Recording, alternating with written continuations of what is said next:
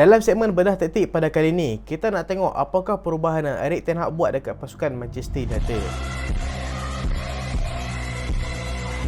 Assalamualaikum dan selamat datang ke Pala Bola Studio. So, dalam segmen bedah taktik pada kali ini, kita nak sembang pasal coach Manchester United yang baru je main dekat Manchester United pada musim ni, tapi telah buat beberapa perubahan besar dekat pasukan Manchester United. Tak tahulah timing kena ke tidak, sebab sehari pukul 10 nak lawan Leeds United. Tapi tak kira lah kalau kalah ke menang ke, kita semua dapat nampak perubahan yang Erik ten Hag buat dekat pasukan Manchester United. Sebab Manchester United pada musim lepas memang sangat-sangat teruk, tapi musim ni dapat bangkit walaupun tak memenangi apa-apa trofi lagi, tapi sedang menuju ke arah tu. So, tak mahu cakap banyak, kita nak tengok apakah perubahan yang Erik ten Hag buat dalam sistem pasukan Manchester United. Kita tolak tepi taktik dulu. Kita tengok mula-mula apa yang Erik ten Hag buat dekat pasukan Manchester United adalah dia keluarkan semua toksik-toksik daripada pasukan Manchester United. Tak kira lah daripada segi loan ke, daripada segi jual ke, dia keluarkan daripada pasukan. Dan Ranić pun dikeluarkan. Walaupun Ranić ni bagus sebab dia cerita semua benda dekat pasukan Manchester United, semua benda yang berlaku di belakang tabir. Play-play tak mau ikut cakap dia lah, play-play banyak toksik lah, pengurusan kelab tak membantu dia lah, dia minta play tu tak dapat, minta play ni tak dapat. Tapi bagi aku untuk masa ke depan, kalau nak ada seorang staff yang suka menceritakan hal dalam kelab kepada media, bagi aku benda tu tak bagus lah, sebab dia akan merosakkan keharmonian dalam ruang ganti pasukan. Tapi bagus jugalah Ranić dia bongkarkan apa yang jadi dekat Manchester United, baru kita tahu apa yang jadi. Tapi untuk long term bagi aku bukan benda yang bagus lah, sebab lain kali Ranić yang sepatutnya jadi konsultasi dekat pasukan Manchester United, dia pilih untuk jadi coach pasukan Austria. So, Erik ten Hag seorang-seorang lah jadi bos dekat pasukan Manchester United, bolehlah dia atur seorang-seorang.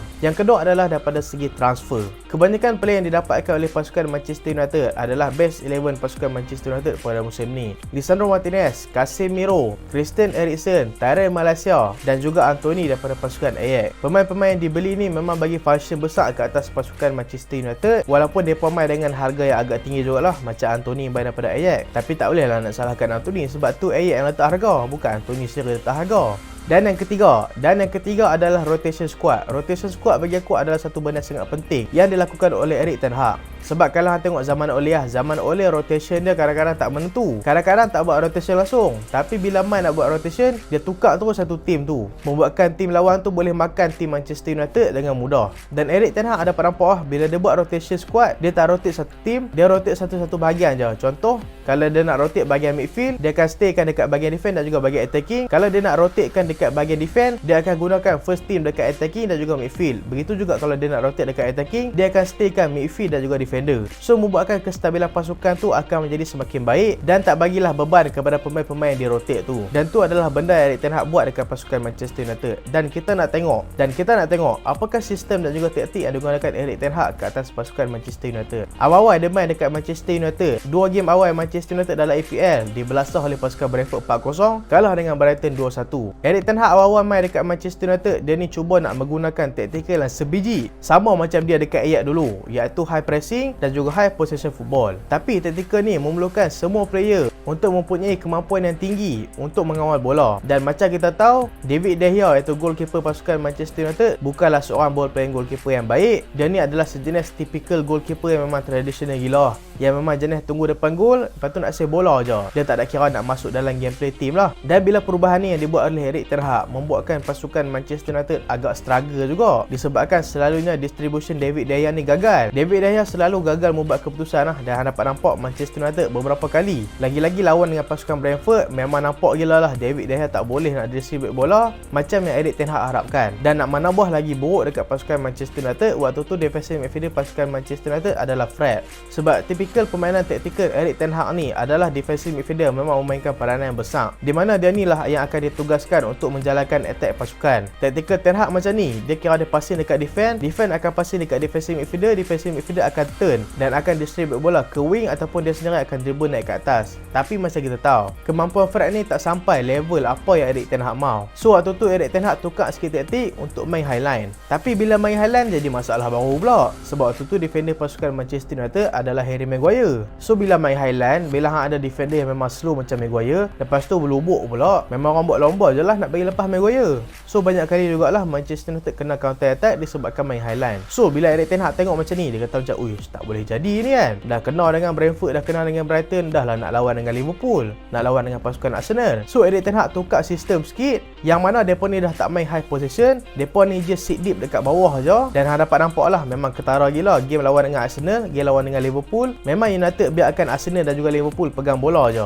Tapi bila Manchester United biarkan Liverpool dan juga Arsenal pegang bola, tak bermakna Manchester United ni biarkan pasukan lawan menyerang. Manchester United cuba untuk menutup pasi lane sambil menyerapkan tekanan daripada pasukan lawan. Dan bila taktikal low block ni dilakukan oleh Erik ten Hag ni berjaya, membuatkan pasukan lawan susah nak masuk ke dalam kotak penalti, depa ni akan naikkan depa punya fullback juga untuk memberikan option lebih kepada attacking dan untuk memudahkan attacking depa untuk masuk ke dalam kotak penalti. Tapi bila depa buat benda ni lah, Manchester United mula ambil advantage, di mana Manchester United ada kemampuan tinggi untuk melakukan counter attack sebabkan depa ada player-player laju seperti Marcus Rashford, seperti Jadon Sancho. So bila main low block, pasukan lawan main highline, so waktu ni lah Manchester United gunakan space yang kosong untuk sprint naik ke atas, sambil ada player macam Bruno Fernandes, player macam Christian Eriksen yang akan terus pump bola ke atas. So waktu ni taktikal ni boleh dikatakan berjaya lah, sebab berjaya mengalahkan pasukan seperti Liverpool, berjaya mengalahkan pasukan seperti Arsenal. Tapi bila berhadapan dengan pasukan yang mempunyai individual kualiti yang cukup baik seperti pasukan Manchester City, taktikal ni dapat dibongkar dengan sangat baik, lagi-lagi digunakan oleh coach yang cukup-cukup berpengalaman seperti Pep Guardiola sendiri.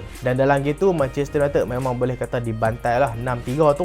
Memang nampak teruk gila struktur pasukan MU dalam game tu. Dan Erik ten Hag sekali lagi mengubah sistem pasukan, di mana kali ni dia main balik high possession football. Tapi high possession tu tak sama lah macam high possession waktu awal-awal. Waktu awal-awal lawan Brentford dengan Brighton tu, average possession Manchester United adalah 60 ke 70% tau. Memang tinggi gila.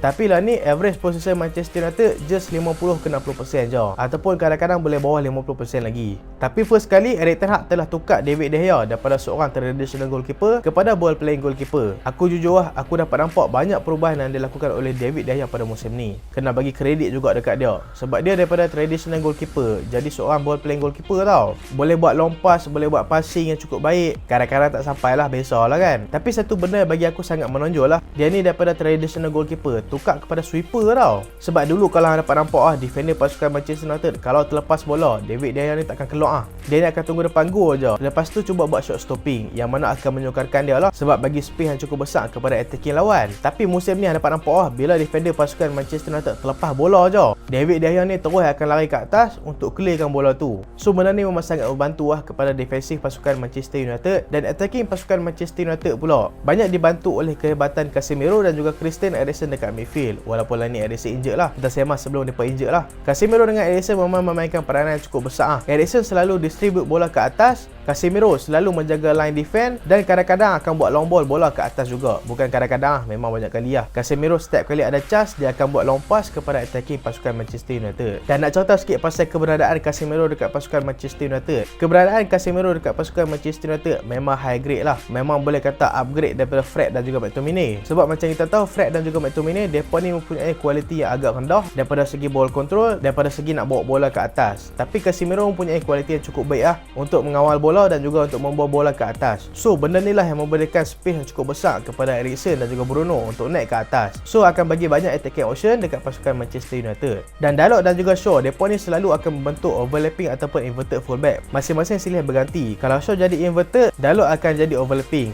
Kalau Dalot jadi inverted, Shaw akan overlapping. Dan dekat belah kanan, keberadaan Dalot sangat-sangat membantu Anthony. Yang ramai kata Anthony tak function tu, bagi aku Anthony adalah player yang sangat-sangat function lah. Walaupun dia ni masih lagi belum menjadikan banyak gol dan juga banyak assist, tapi keberadaan Anthony dalam pasukan telah membantu sistem Erik ten Hag ni untuk berjalan dengan lagi bagus. First kali Anthony ni akan tarik 1 ataupun 3 player ke arah dia, membuatkan space yang cukup besar diberikan kepada attacking rakan sepasukan. Yang kedua, Anthony ni adalah pemain wing kanan berkaki kiri. So pergerakan dia memang susah untuk dijangka, walaupun kadang-kadang dia tak lepas sekalipun, tapi dia ni akan bagi masa dekat rakan sepasukan lain untuk masuk ke dalam kotak penalti. Sebab kalau pemain berkaki kiri ni, dia boleh cut untuk masuk ke dalam kotak penalti ataupun nak terus shoot ke arah gol. Dia lebih kurang macam Saka lah, tapi Anthony ni masih lagi belum capai level Saka. Anthony dalam Manchester United lebih kurang macam Nunes dekat Liverpool lah. Walaupun mereka ni masih belum banyak menjadikan gol, tapi pergerakan mereka dalam taktik pasukan memang sangat-sangat penting lah. Macam aku kata lama dah, Nunes ni memang sangat penting dalam taktikal pasukan Liverpool, sebab pergerakan off the ball dia memang cukup-cukup baik. Anthony pun macam tu juga.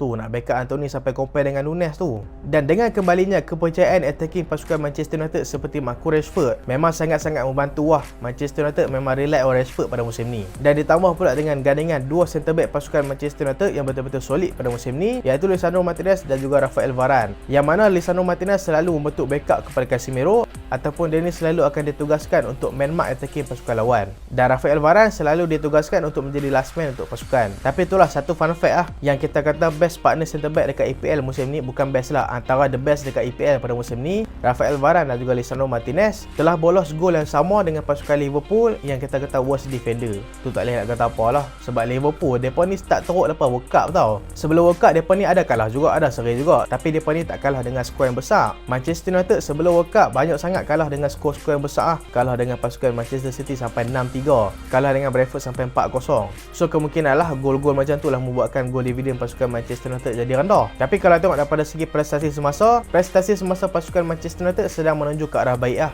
Walaupun lah ni tak menang apa-apa trofi lagi, tapi Manchester United still ada chance untuk dapatkan trofi pada musim ni.